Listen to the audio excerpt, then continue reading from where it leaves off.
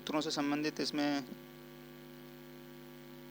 परिपाटी दी गई है, इन्हें समझना जरूरी है न्यूमेरिकल करने के लिए।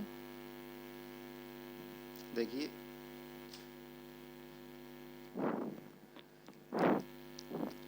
गोलीय दर्पण द्वारा परावर्तन के लिए चिन्ह परिपाटी। तो चिन्ह परिपाटी समझने के लिए गणित वाले बच्चे अच्छे से समझ सकते हैं, लेकिन जिनके पास गणित नहीं है वो समझ लें। अभी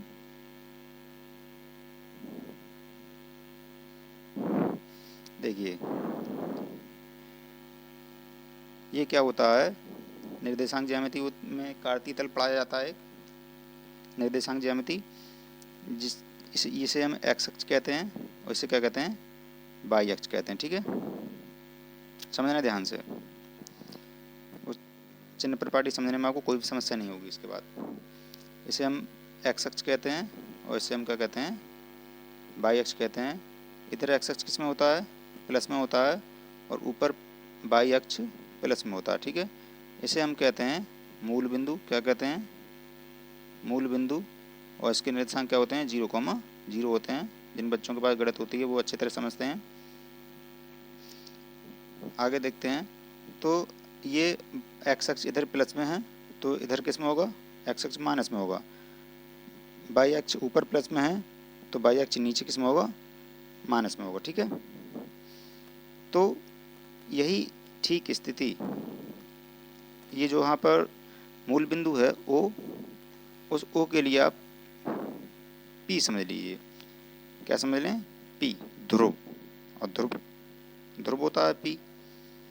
आप पढ़ रहे हैं तो आप समझ रहे होंगे कि पी को किससे प्रदर्शित करते हैं, दर्पण में ध्रुव के लिए। ठीक है, तो देखिए इस तरह से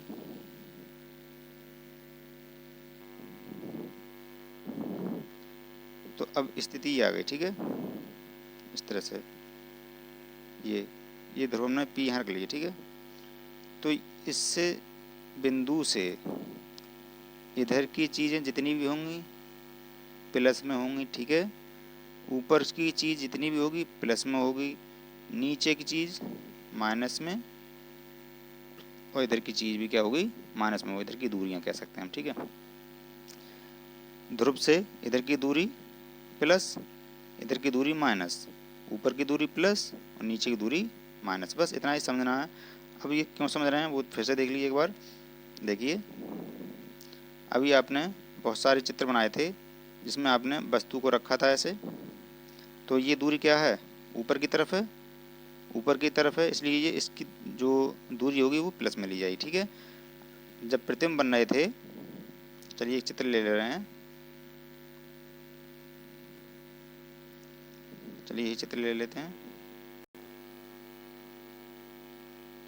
यहाँ पर आप ध्यान समझना। देखिए, ये हमने ध्रुव मान लिया। ठीक है, तो यहाँ से लेकर वस्तु तक की दूरी क्या होती है, u होती है।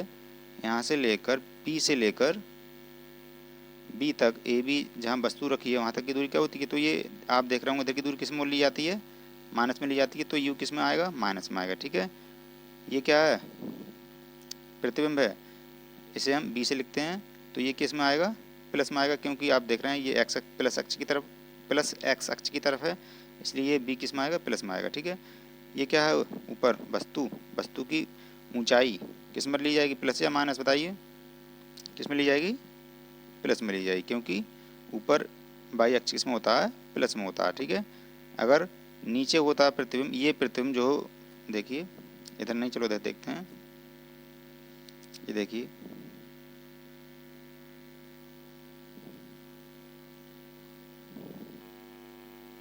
ये देखिए यहाँ प्रतिबिंब कहाँ बनने आया, नीचे की तरफ बनने आया, तो नीचे की दूरी किस में ली जाती है, ये देखिए प्लस प्लस माइनस माइनस, तो नीचे की दूरी किस में ली जाती है, माइनस में ली जाती है। तो प्रतिबिंब की जो ऊंचाई होगी वो किस में ली जाएगी, माइनस में ली जाएगी। ठीक है, तो यही क्या है, चिन्ह परिपाटी है। इसे एक बार आपको फिर से समझा दे रहे हैं। चलिए अब समझते हैं, आपको आसानी से समझ में आ जाएगा। ठीक है,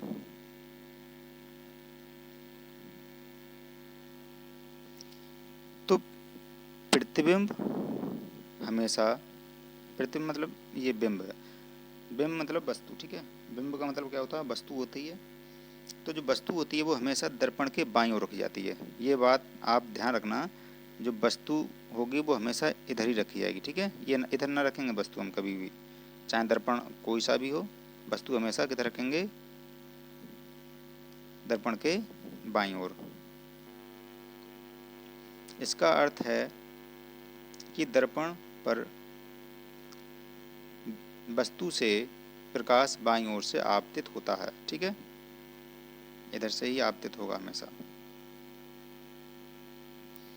मुख्य अक्ष के समांतर सभी दूरियां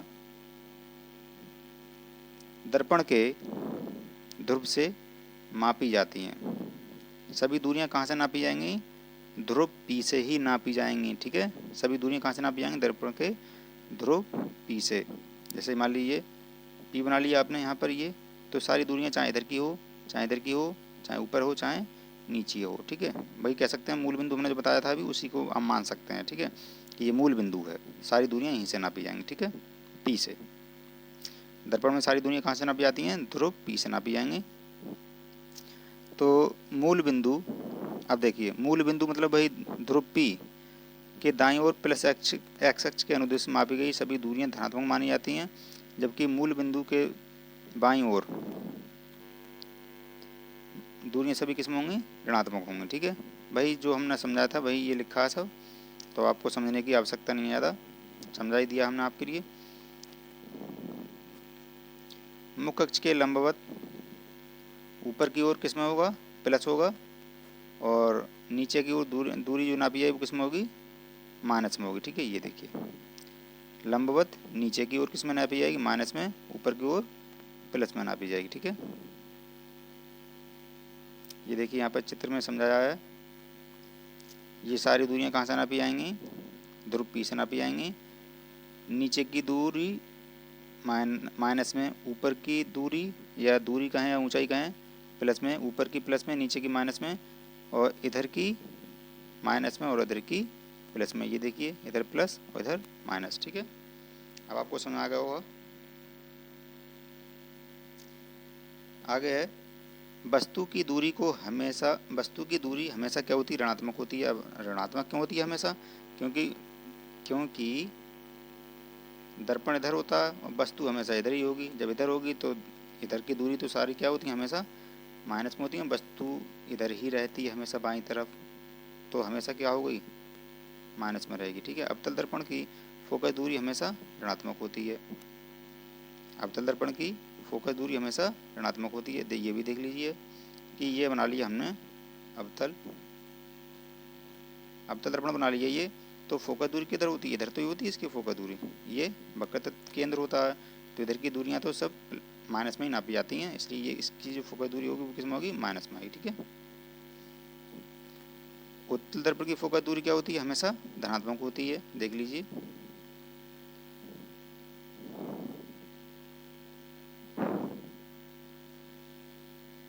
ये देखिए वस्तु हमेशा इधर रहती है, और ये क्या होगा, C मान लिया हमने, ये मान लिया F, तो इसकी फोकस दूरी ये P हो गया, तो सारी दूरी यहाँ से नापी जाती हैं, तो ये प्लस एक्स अक्ष की तरफ है इधर की, तो ये किस में होगी, प्लस में होगा, ठीक है।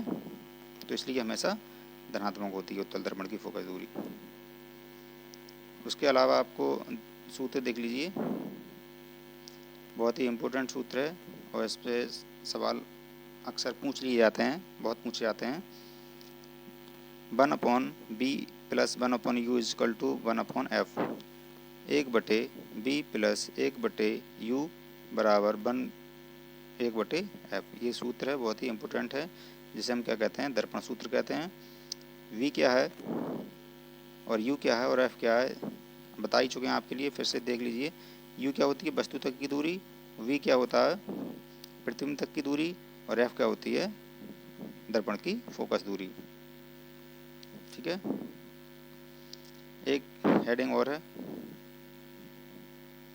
लास्ट हेडिंग है ये, आवर्धन।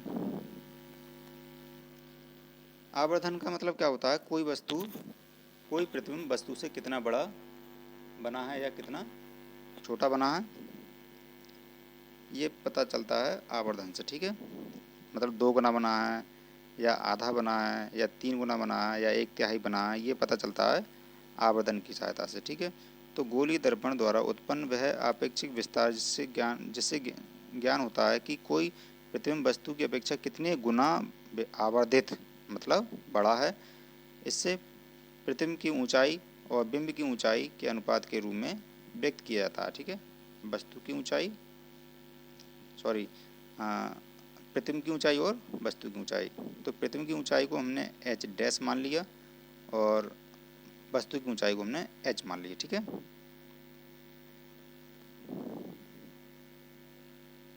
देखिए आवर्धन को कैसे लिखते हैं, m से प्रदर्शित करते हैं।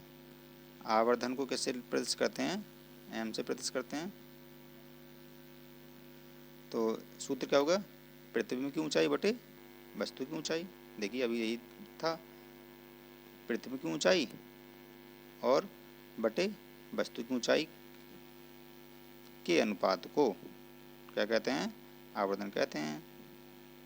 तो देखिए ये भी लिख सकते हैं हम कि प्रतिबिंब की ऊंचाई तथा वस्तु की ऊंचाई के अनुपात को हम क्या कहते हैं, आवर्धन कहते हैं, ठीक है।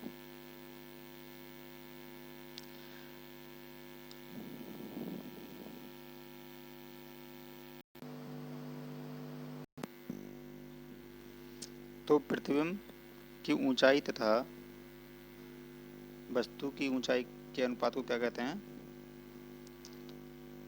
आवर्धन कहते हैं। इसका एक दूसरा तरीका यह है कि प्रतिबिंब की दूरी और वस्तु की दूरी के अनुपात को क्या कहते हैं, आवर्धन कहते हैं।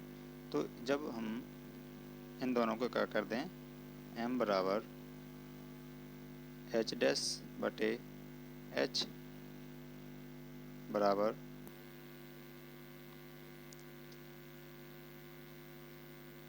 -b बटे u, यहाँ से हम इन दोनों को बराबर कर दें और अगली लाइन में हम इसे हटा देते हैं, तब ये क्या हो जाएगा, बराबर हो जाएगा इसके। वही स्थिति यहाँ पर दर्शाई गई है, ये वाली, ठीक है।